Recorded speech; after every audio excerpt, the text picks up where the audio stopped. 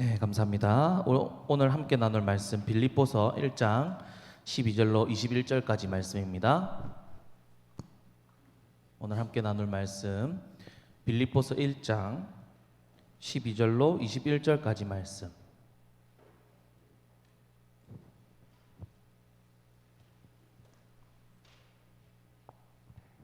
빌립보서 1장 12절로 21절까지 말씀 교독하여 읽고 마지막 21절은 함께 읽도록 하겠습니다. 형제들아, 내가 당한 일이 도리어 복음 전파의 진전이 된 줄을 너희가 알기를 원하노라. 이러므로 나의 매임이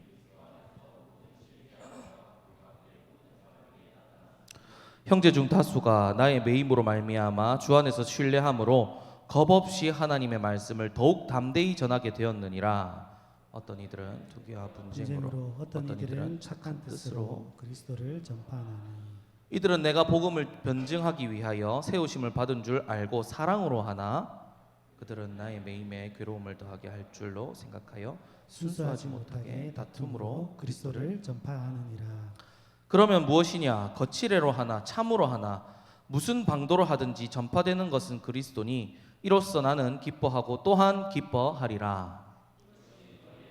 와 예수 그리스도의 성령의 도우심으로 나를 구원에 이르게 할 줄 아는 고로 나의 간절한 기대와 소망을 따라 아무 일에든지 부끄러워하지 아니하고 지금도 전과 같이 온전히 담대하여 살든지 죽든지 내 몸에서 그리스도가 존귀하게 되게 하려 하나니. 함께 읽습니다.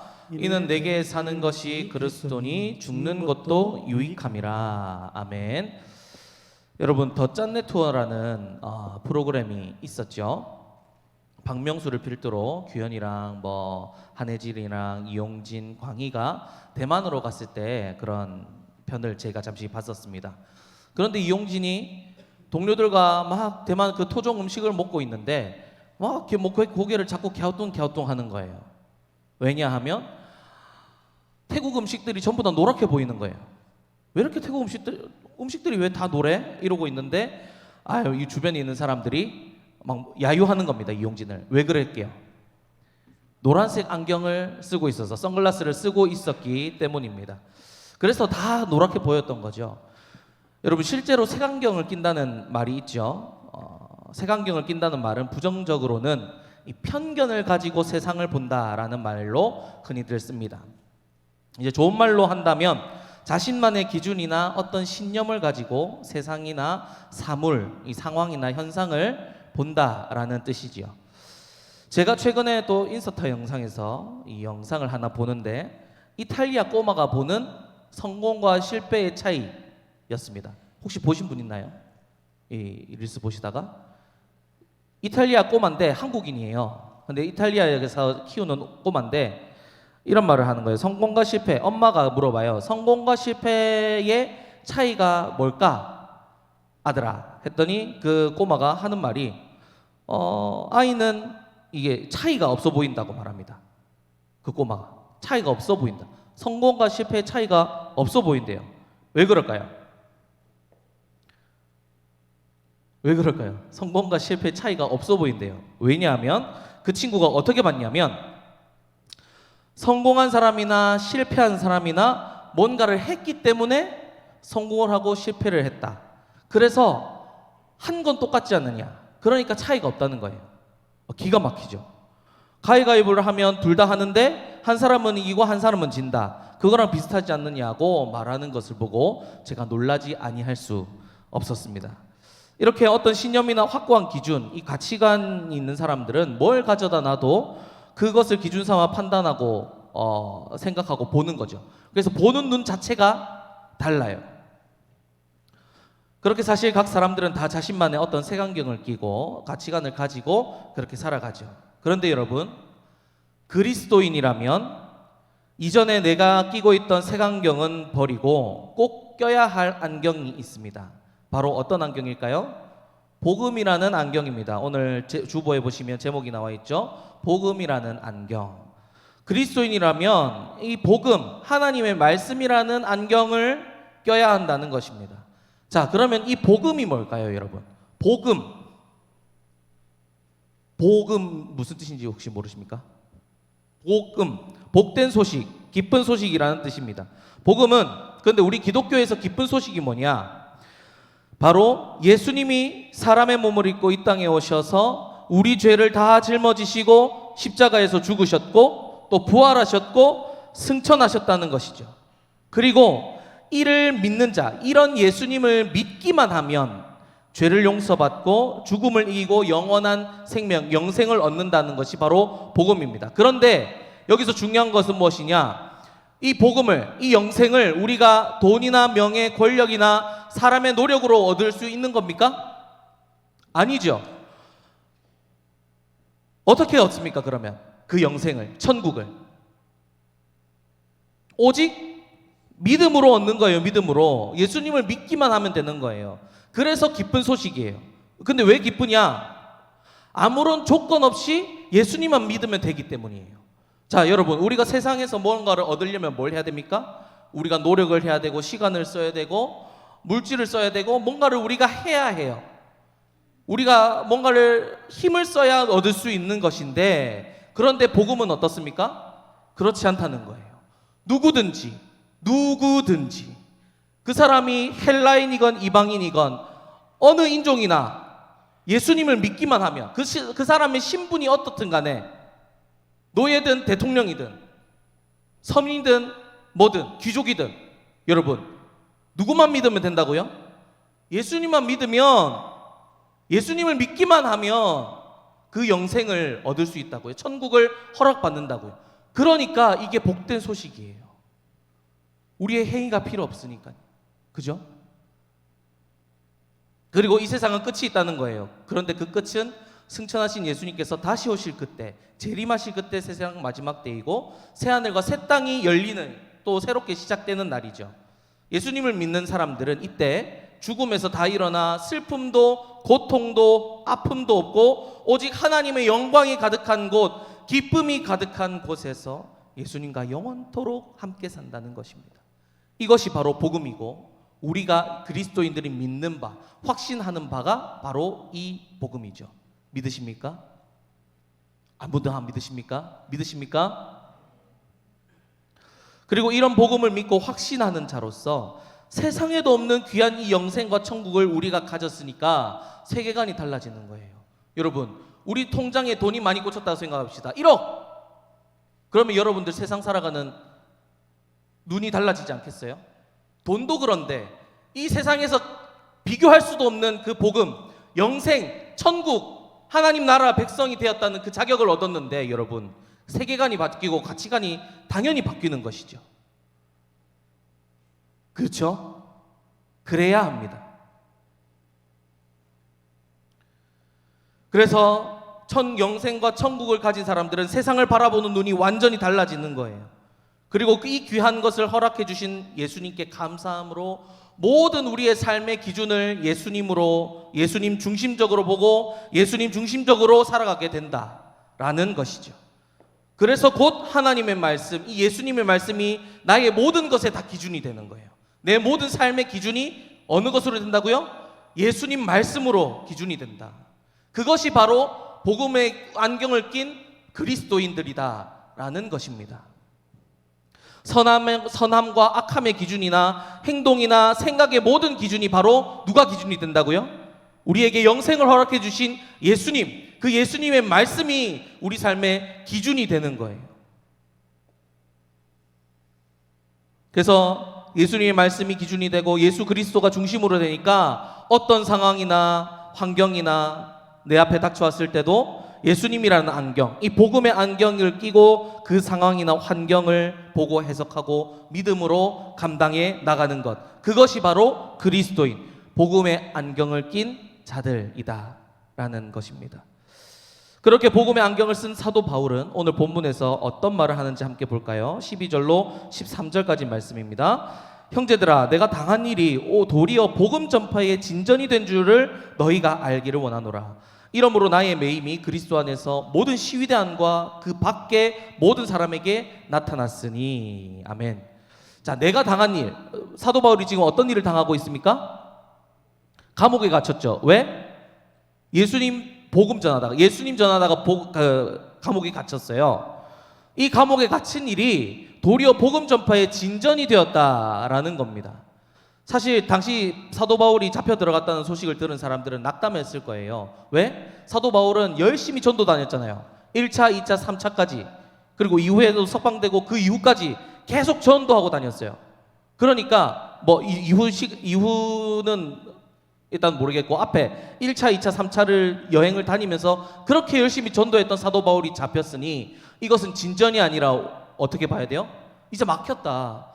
그렇게 열심히 하던 사람이 잡혔으니 이제 복음의 길이 막혔다라고 생각할 수가 있겠죠. 이제 바울이 싫어하던 사람들이 판을 치겠구나, 이단이 판을 치겠구나 하면서 안 좋은 생각이 먼저 들었을 거예요. 그리고 당사자인 사도 바울도 보통 같으면, 여러분, 보통 같으면 복음을 전하다 감옥에 들어갔으면, 하나님, 제가 뭐 나쁜 짓을 한 것도 아니고 제가 하나님 일하다가 제가 여기까지 왔는데 하나님 진짜 너무 하시는 거 아닙니까? 하고 불평하고 원망하고 낙담할 수가 있겠죠. 어떻게 저를 감옥에 넣으십니까? 그렇게요. 그런데 사도 바울은 보통이 아니었죠. 왜냐하면 복음의 안경을 꼈기 때문에. 사도 바울은 이 복음의 안경을 끼고 있었기 때문에 죽는 것도 유익하다라고 보고 있습니다. 뭐마저 유익하다고요? 죽는 것도, 죽음조차도 유익하다라고 보고 있어요. 아무 상관없다고. 죽음을 바라보는 시각 자체도 달라졌죠. 난 예수님 믿으니까 천국을 받았고 영생을 허락받았으니까 난 괜찮아. 죽어도 좋아. 자, 여러분들에게 무거운 질문 하나 하겠습니다. 여러분들이 예수님 전하다가 재판 과정에 넘겨졌고 이제 이 재판을 받으면 죽을지도 모르고 살지도 모릅니다. 그때 여러분들은 어떻게 고백하겠습니까? 하나님 앞에 내가 죽는 것이 유익하니 그렇게 고백하시겠습니까? 내 대답을 가로막아 본데 못 들었어. 여러분들 어떻게 하겠어요?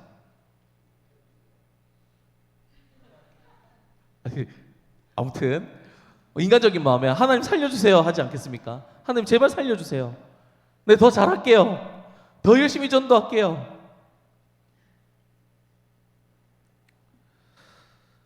저도 여러분들에게 이런 믿음을 가지자, 이 바울과 같은 믿음을 가지자 이야기하겠지만 이게 쉽지 않다는 거죠. 쉬운 게 아니죠. 말로는 다 하지만 이 상황에 바로 섰을 때, 부딪히게 됐을 때 과연 나는 죽음 앞에서 이렇게 고백할 수 있는가? 근데 사도 바울은 진짜 그런 상황에서 오늘 본문 21절 말씀처럼 이는 내게 사는 것이 그리스도니 죽는 것도 유익하다 이렇게 말하고 있는 거죠. 그래서 사도 바울이 우리의 모범이 되는 것이 아닌가 싶습니다. 아무튼 사도 바울은 복음이라는 안경을 끼고 있었기 때문에 코앞에 다가오는 죽음조차 유익한 것이라 고백할 수 있었던 거죠. 그리고 이런 복음을 믿고 복음의 안경을 쓰니까 감옥에 갇힌 것도 다르게 보이는 거예요. 감옥에 갇힌 것을 고난으로 여기지 않고 오히려 기회로 봤다. 고난이라 쓰고 뭐라고 읽는다? 기회로 읽었다. 고난이라 쓰고 뭐라고 읽는다고요? 기회라고 읽었다요. 자, 보통 사람들은 재판을 받기 위해 2년 동안이나 감옥에서 쇠고랑 차고 살게 되었다고 하면 그것은 고난이라 힘든 일이라 했을 거예요. 그런데 사도 바울은 자신이 메인 것이 복음의 진전이 된다라고 했습니다. 여기서 진전이란 단어는 뭘까요? 군사적인 단어예요. 돌파하다, 길을 튼다, 만든다, 열었다라는 군사적인 용어입니다. 대단하죠? 갇혔는데 열렸대요. 여러분 다 갇혔는데 열렸다는 말이 어울립니까? 두 단어가? 안 어울리죠. 그런데 지금 사도 바울은 내가 갇혔는데 열렸다라고 고백하고 있어요. 사도 바울은 가택연금 당했죠. 그래서 보통 감옥보다 사실 조금은 자유로웠습니다. 대신 집 밖을 나갈 수 없었고 늘 쇠고랑 차고 있었어요. 저번에도 이야기했듯이. 그리고 4시간마다 교대하는 군인들과 같이 지내야 했어요. 그래서 심지어는 화장실에 갈 때도 같이 가야 되고 모든 일들을 다 감시당했었죠. 그런데 여러분, 그 군인들이 어떤 사람들이었냐? 그냥 군인들이 아니라요, 시위대였던 거예요. 시위대란 황실근위대를 뜻해요. 황실근위대 멋있다, 그죠? 황실 근위대를 뜻하는데 이런 사람들이 이제 죄수를 봤다는 거예요. 그래서 사실 이 보통의 방법으로는 쉽게 만날 수 있는 사람들이 아니었다는 거죠. 여러분 지금도 황실 근위대라는 사람들 쉽게 만날 수 있을까요? 막 보면 쉽게 만날 수 없는 거예요. 쉽게 막 지나가다 보면 건드릴 수도 없더라고요. 막 건드리니까 막 총 겨누고 무섭던데. 막 쉽게 만날 수 없는 그런 사람들, 그리고 그때는 높은 사람들이었어요. 그러니까 더더욱 만나기 힘든 거죠. 그런데 지금 사도 바울은 어떻게 해요? 그 만나기 어려운 사람이랑 4시간마다 교대로 돌아가면서 여러 사람을 다 만나고 있다는 거예요. 그래서 사도 바울이 나의 감옥살이가 황실 근위대, 이 로마 황실에 복음을 전하는 일이 되었다, 길을 열는 일이 되었다라고 이야기를 하는 거예요. 그리고 그 근위대 사람들은요, 사도 바울과 사도 바울을 찾아오는 많은 사람들을 보고 이상하게 여겼을 거예요. 당시 가택연금은 갇힌 사람들은 나가지 못하지만 들어올 수는 있죠. 자유롭게 드나들 수 있었어요, 다른 밖에 외부 사람들이. 그런데 많은 사람들이 오고 가는 게 이상한 거예요. 첫째, 왜? 죄인인데 들락날락하는 게 쉬웠겠어요? 누군가 면회하는 게? 와봤자 가족들밖에 없었던 거예요. 근데 이 사람은 사도 바울은 가족들뿐만 아니라 막 5만 사람이 왔다 갔다 하는 거예요. 그리고 오히려 막아야 될 사람이 있었어요. 죄인은. 왜?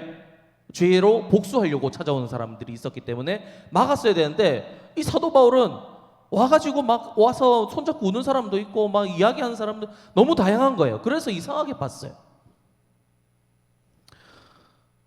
오직 예수님이라는 한 사람에 대해서 계속 이야기를 하고 입만 열면 예수님 때문에 잡혀왔다고 하니까 이 황실 근위대가 너무 신기한 거예요. 유대인도 오고 이방인도 오고 구분 없이 찾아오고.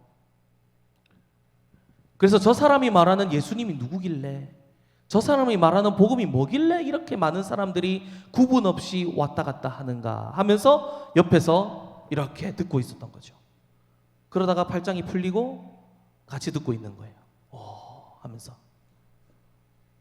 그렇게 나의 매임이 그리스도를 위한 것이라 라는 사실이 온 시위대에 전파된 것이죠. 그리고 이 일을 통해서 황실 근위대가 믿게 되고, 황실 근위대가 로마 안에 그 고위 사람들한테도 들어가서 야, 예수님이라는 분이 이런 분이시래 하면서 이야기를 하게 되니까 그 황실 안에 복음이 또 들어가게 된 거죠. 그러니까 사도 바울은 내가 당한 일이 도리어 복음 전파의 진전이 되었다라고 이야기할 수 있는 것이었습니다. 여러분, 자신에게 닥친 이 사도 바울은 자신에게 닥친 상황이나 환경, 어쩌면 고난이라고 볼 수 있는 자신의 상황들을 복음의 안경으로 딱 바라보고 고난이 아니라 이것은 복음을 전한 기회다라고 봤던 것이죠. 저와 여러분들도 이 사도 바울이 썼던 이 복음의 안경, 모든 것을 하나님의 눈으로 바라볼 수 있는 이 안경을 쓰고 살아가시기를 축복합니다. 그렇다면 우리에게 다가오는 모든 상황이나 환경, 그것이 고난이든 성공이든 평범한 일상이라 할지라도 그 모든 것이 하나님께서 하나님의 뜻을 이루고자 준 것이기 때문에 우리가 좋게 여기며 받을 수 있다라는 거예요. 고난이 앞에 있어도 그것이 하나님의 뜻, 하나님의 계획에 있어서 그런 것이라 보이기 때문에 고난을 좋은 것으로 받아들일 수 있고 또 잘 이기고 넘길 수 있다는 거죠. 그리고 오히려 고난을 기회로 볼 수도 있다는 거예요. 성공해도 내가 잘해서 성공한 것이 아니라 하나님의 은혜가 먼저 보이니까 사람들 앞에서, 하나님 앞에서 겸손할 수 있는 거예요. 그래서 하나님께서 주신 복대로 더 교회와 사람들을 섬기며 나아갈 수 있다는 거죠. 또 평범한 일상이라 할지라도 그저 그런 일상, 그냥 흘러가는 일상이 아니라 하나님께서 나에게 맡기신 최고로 좋은 날이라 보이니까 하루하루를 귀하게 여기며 하나님 말씀 지키며 행하는 날로 최선을 다해서 살아가게 된다.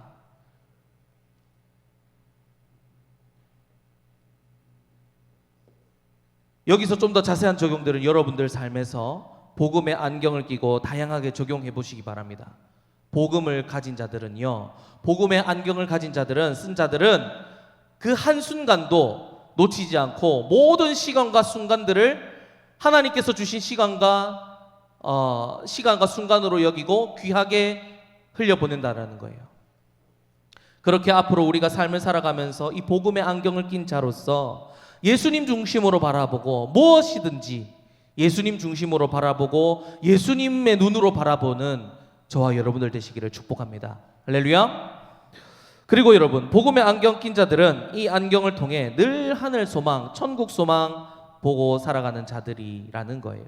그래서 이 땅에서 복음을 부끄러워하지 않고 오히려 예수님을 자랑하고 선포하고 드러내며 살아가는 사람이다라는 겁니다. 또 설령 내가 죽고 내가 없어진다 할지라도 나를 통해 예수님만 드러나게 된다면 난 괜찮다 말하는 그런 사람. 진짜 모든 것이 다 예수님인 사람이 된다는 거예요. 14절로 17절 내용 보시면요, 사도 바울이 갇힌 것으로 말미암아 새로운 전도자들이 나타났다라고 말합니다. 자, 사도 바울의 믿음을 보고 자신들도 겁 없이 두려움 없이 복음을 전하게 된 사람이 있었어요. 정말 순수한 동기로, 야, 사도 바울도 전도하다 잡혔네? 그래, 나도 잡혀도 되니까 저렇게 좀 멋있게 내가 전도하고 싶다 하면서 순수한 동기로 전도한 사람이 있었어요. 그리고 사도 바울을 사랑하는 마음으로, 사도 바울이 잡혔으니 이제 나라도 해야지 하면서 정말 순수한 동기로 사랑하는 마음으로 전도하는 사람이 생겼다는 거예요. 하지만 이런 사람들만 있었다면 얼마나 좋았겠습니까? 그런데 우리 삶은 그렇게 녹록지 않지요? 좋은 일만 있지 않아요. 그래서 사도 바울과 경쟁하면서 그에게 질투를 느끼던 사람들이 2년이나 감옥에 갇힌 것 봐. 사도 바울 분명히 복음 전하는 거 말고 다른 것 있다니까 하면서 말을 퍼뜨리기 시작합니다. 또 복음 전하려다 잡힌 게 아니라 다른 죄가 더 있는 거 아니야? 하면서 모함하고 비난하고, 그리고 바울이 갇힌데 더 괴롭게 하려고, 우리는 자유롭게 복음 전하는데 너는 갇혀있지 하면서, 이렇게 경박스럽게 하진 않았겠지만, 나는 이렇게 자유롭게 하는데 너는 갇혀서 참 괴롭지 하면서 사도 바울을 괴롭히려고 정말 이렇게 복음을 전하던 사람들이 있었다라는 거예요. 낭망하고 좌절하라고. 그러면서 사도 바울의 명성을 깎아내리고 자기가 그 명성을 차지하려고 그렇게 안 좋은 동기로 전도하는 사람이 있었다라는 겁니다. 그러나 사도 바울은 이 상황에 대해서 뭐라고 합니까? 이러나 저러나 예수님의 이름이 전파되니 기쁘고 기쁘다라고 합니다. 사도 바울은 자신이 자꾸 공격받고 미움받는데도 어째요? 어떻게 해요? 예수님이 그래도 전해지니까, 내 이름은 깎아내려줘도 예수님의 이름이 높아지니까 나는 괜찮다. 이 역시 복음을 가진 자로서 복음의 안경을 쓰고 그리스도 중심적으로 보고 있었기 때문에 나온 고백이지요. 하지만 여러분, 여기서 우리는 그러면 우리가 무슨 짓을 해서라도 예수님 전하면 되겠네요 라는 궁금증이 생길 수 있겠지만, 여러분, 오늘 본문은 그것을 말하고자 함이 아니죠. 여러분, 무슨 짓을 해서라도 이렇게 서로 물고 뜯고 하면서도 예수님 전해야 됩니까? 절대 그렇지 않죠. 예수님께서 원하시는 방법은 아니에요. 왜? 예수님께서는 뭐라고 하셨어요? 하나님 사랑, 이웃 사랑함으로 하나님의 영광을 드러내라고 하셨는데 이게 아닌 거죠. 하지만 지금 사도 바울은 이 상황에서 자기가 나서서 뭔가 할 수 있는 상황이 아니잖아요. 갇혀 있으니까. 그런 상황이면, 내가 제어할 수 없는 상황임에도 그것을 벗어나 예수님의 이름이 드러나고 내가 깎아내려도 오해받아도 어쨌든 예수님이 드러나니까 나는 기쁘다. 기가 막히지 않습니까, 여러분? 여러분, 솔직히 저 같으면 뭐라도 했을 것 같은데, 야, 나 욕하지 마 하면서 뭔가를 나를 증명하고 나를 변명하고 그랬을 텐데, 그저 사도 바울은 나는 기쁘다 하는 거예요. 왜? 예수님 때문에. 예수님이 있으니까 상관없는 거예요. 여러분, 내가 오해를 받고 손해를 보더라도 예수님만 드러나면 기쁘다 고백하는 자들, 그리고 다른 이런 상황들 속에서 흔들리거나 근심하지 않고 오직 예수님만으로도 기쁘다라고 고백하는 자들이 바로 그리스도인이다라는 것입니다. 그것이 바로 복음의 안경을 낀 자들. 그리고 여러분, 이어서 사도 바울은 이런 상황에서도 빌립보 성도들에게 감사하다고 하고 있는데요, 19절 말씀입니다. 이것이 너희의 간구와 예수 그리스도의 성령의 도우심으로 나를 구원에 이르게 할 줄 아는 거로. 자, 이런 상황을 빌립보 교인들이 알고 예수님께 기도함으로 도움을 주니까 여러분들의 기도로 내가 석방될 줄 믿는다라고 고백하고 있는 거예요. 자, 여기서 쓴 구원이라는 말이 있죠. 19절 말 끝에 구원 얻을 줄 안다. 이 원어로 보면 이 죄에서 구원하고 똑같은 헬라어긴 합니다만 이 구원은 구출을 의미하기도 했어요. 문맥에 따라서. 그런데 우리가 구원을 얻는 것이 아까도 이야기했지만 어떻게 얻는다고요? 우리가 기도해서 얻는 거예요? 아니죠. 우리가 믿음으로 얻는 거예요. 믿음으로 그 복음을 얻었기 때문에 기도할 수 있는 거죠. 그럼 그 사람들이 기도했다고 내가 구원받는 게 아니죠? 그러니까 문맥상으로는 무슨 뜻입니까? 이 구원이 구출됐다, 구출되기를 원한다, 그걸 확신한다라고 해석을 해야 되는 게 맞겠죠. 아무튼 사도 바울은 자신인 이 간절한 기대와 소망을 따라 아무 일에든지 부끄러워하지 않고 지금도 전과 같이 온전히 담대하여 살든지 죽든지 내 몸에서 그리스도가 존귀하게 되려 하나니 이는 내가 사는 것이 그리스도니 죽는 것도 유익하다. 이 기가 막힌 고백을 하고 있는 거예요. 자, 이건 뭔 뜻이냐면 앞으로 내가 재판 받을 텐데 그 재판 앞에서도 여러분들의 기도를 힘입어서 나 재판장 앞에서도 군인들 앞에서도 당당하게 예수님 복음 전하겠다. 예수님이 우리의 구원자시란 이야기를 내가 선포하겠다라고 말하고 있는 거예요. 부끄러워하지 아니하고 오히려 담대하게 재판장, 군인들 다 서 있는데 그 앞에서 누구를 드러낸다고요? 나 예수님 이야기하겠다. 나를 변명하는 게 아니라 나의 이야기를 하는 게 아니라 누구를 이야기하겠다고요? 예수님을 이야기하겠다. 기가 막힌 거죠. 그리고 더 나아가 재판에서 여러분들 기도로 내가 석방될 줄 믿지만 혹시 그것이 하나님 뜻이 아니라 내가 죽는 게 하나님 뜻이고 사형 선고를 받는다 할지라도 나는 그 앞에서 누구의 이름을 높이겠다고요? 예수님 이름 높이겠다. 왜? 내 안에 사는 이가 그리스도니까. 내게 유익한 것이 그리스도니까. 내게 사는 것이 그리스도니까. 여러분, 사도 바울이 이토록 예수님 중심적일 수 있었던 이유가 무엇이라고요? 복음을 가졌기 때문에, 복음이라는 안경을 썼기 때문에 이 모든 상황들 앞에서 예수님이 먼저 보인 거예요. 또 그 모든 상황들이 그저 예수님을 높일 수 있는 기회, 자신이 죽을 기회가 아니라 예수님을 더욱 높아질 수 있는 기회, 그런 순간으로 봤다는 거죠. 그러니 죽음 앞에 있어도 복음을 부끄러워하지 아니하고 어떤 변명도 하지 않고 오직 그 복음 예수님을 드러낼 수 있었던 겁니다. 그리고 예수님을 선택할 수 있었던 거죠.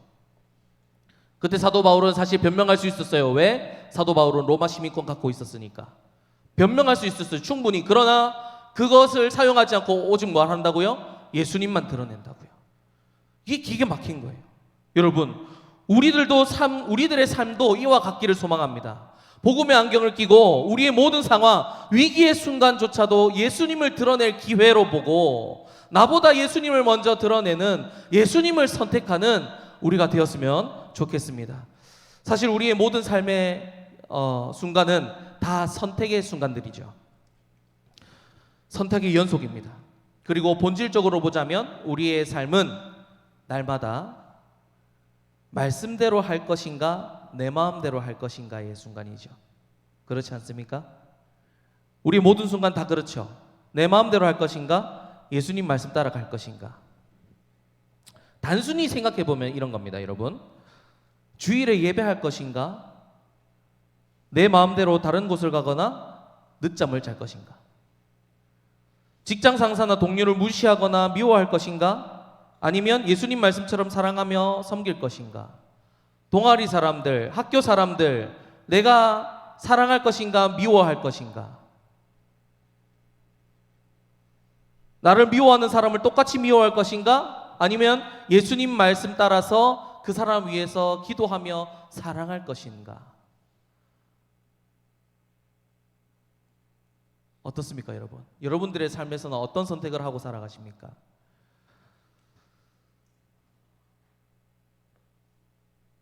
그렇게 우리는 늘 우리 마음속에 이런 갈등과 선택의 순간들로 살아가죠. 여러분, 복음의 안경 끼고 그 모든 순간을 바라볼 수 있기를 축복합니다. 그러면 복음의 안경을 끼면 내가 영생을 얻은 사람, 그리스도인이라는 이 정체성, 이 복음의 안경을 낀 사람들이라면요, 예수님이 제일 먼저 보이는 거예요. 나를 욕하는 사람이 눈앞에 있어도 누가 먼저 보인다고요? 예수님이 보이는 거예요. 그러니까 참게 되는 거죠.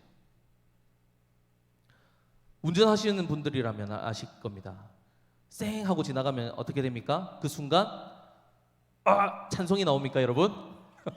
찬송이 나와요? 대단, 내가 배워야겠네. 와, 저는 애같이 타고 있으니까 그런 거예요, 여러분. 그렇지 않습니까? 그렇죠. 저만 쓰레기입니다.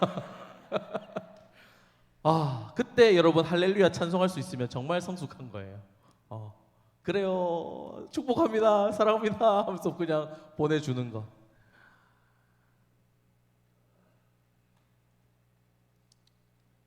내 눈앞에 예수님이 있다고 생각하시고 살아가는 것, 그게 이제 복음의 안경 낀 사람들이라는 거죠. 그래서 여러분, 내가 예수님 믿음으로 얻은 영생, 천국, 그것이 있으면 그렇게 보인다는 겁니다. 그러면요, 내 마음의 복음을 정말 최고의 가치로 여긴다면 매 순간이 예수님 먼저 보이고요, 나는 죽고 주만 삽니다. 나는 없고요, 주만 있어요. 그렇게 살 수 있는 거예요. 그것이 바로 오늘 바울이 고백한 내게 사는 것이 그리스도다라는 고백인 겁니다. 그렇게 여러분, 제가 이 설교를 준비하면서 생각난 찬양이 있는데요, 혹시 이 찬양 아시는 분이 있으실지도 모르겠는데 한번 짧으니까 한번 따라 한번 해볼까요? 나는 죽고 주만 살고, 아십니까 혹시? 나는 없고 주만 있으면 이 땅에서 하나님의 아름다운 나라 이루리.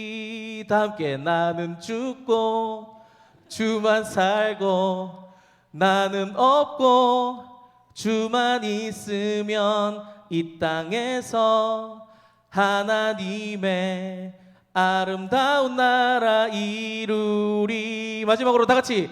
나는 죽고 주만 살고 나는 없고 주만 있으면 이 땅에서 하나님의 아름다운 나라 이루리. 쉽죠? 이 찬양 너무 좋은 이 고백이 여러분들 가면서 막 중얼거리게 될 겁니다. 나는 죽고 주만 살고 나는 없고 주만 있으면 이 땅에서 하나님의 아름다운 나라 이루리. 여러분, 사도 바울처럼 뭔가 대단한 순간에 이런 고백을 하는 것이 아니라 해야 멋있는 것이 아니라요, 우리 일상 가운데 이런 고백을 하며 사는 것이 바로 예수님 드러내는 멋진 삶인 거예요. 여러분, 우리 일상도 치열하잖아요, 그죠? 얼마나 수많은 갈등 속에, 위기 속에 있는지 몰라요. 그때 예수님과 그의 복음을 부끄러워하지 마시고 예수님 중심으로 예수님 바라보시면서 살아가는 저와 여러분들 되시기를 축복합니다. 이제 말씀 맺도록 하겠습니다. 사랑하는 여러분, 이제 예배를 마치고 저 문을 열고 나가고 세상 가운데 나갈 때 복음의 안경을 쓰고 나가시기를 바랍니다. 그렇게 우리 눈이 항상 예수님 먼저 바라봄으로 모든 순간에 예수님 중심으로 바라보고 생각하고 예수님을 선택할 수 있는 저와 여러분들 되시길 주님의 이름으로 간절히 축복합니다. 우리 이 시간 다 함께 찬양하고 기도합시다. 나의 예배를 받으소서라는 찬양인데요, 이 중간에 이런 고백이 나와요. 크고 작은 갈등을 겪곤 하지만 항상 결국 당신을 선택합니다.